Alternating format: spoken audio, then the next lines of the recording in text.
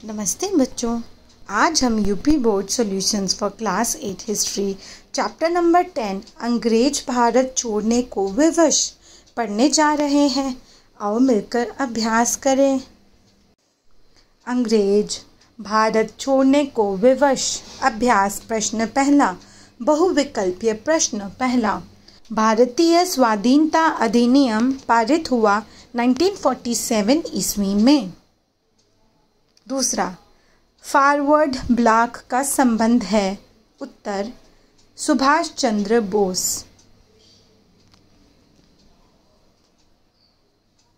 प्रश्न 2, अति लघु उत्तरीय प्रश्न पहला। सत्याग्रह करने वाले पहले व्यक्ति कौन थे? उत्तर, सत्याग्रह करने वाले पहले व्यक्ति विनोबा भावे थे।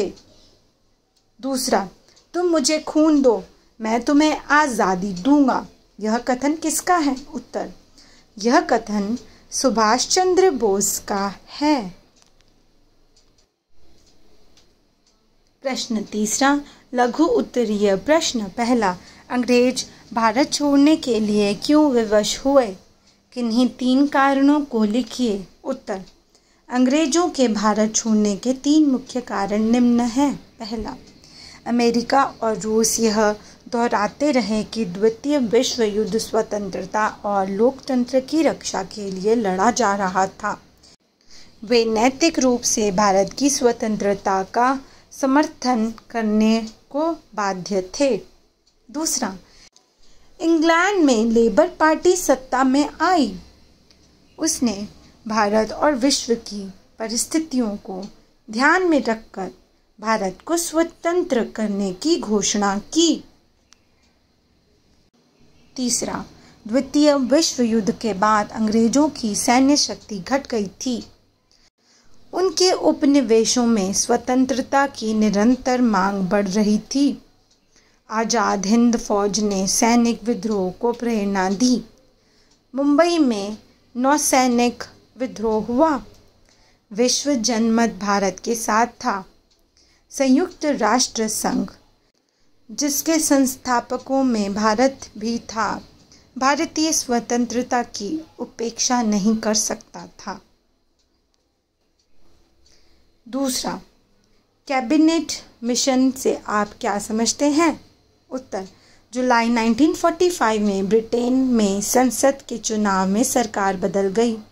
वहाँ मजदूर दल के नेता एटली ब्रिटेन के प्रधानमंत्री बने।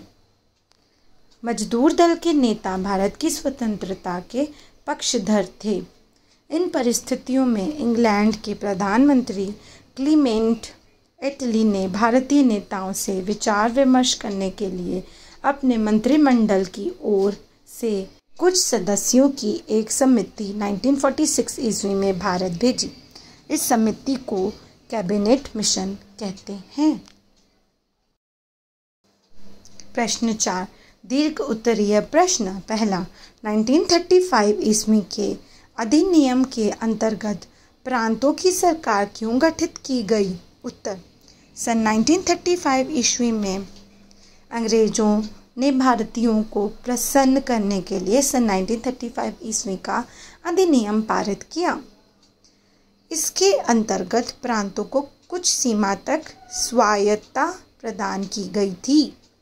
प्रांतों में प्रांतीय स्वायत्तता की व्यवस्था की गई। केंद्र में अखिल भारतीय संघ की स्थापना की गई।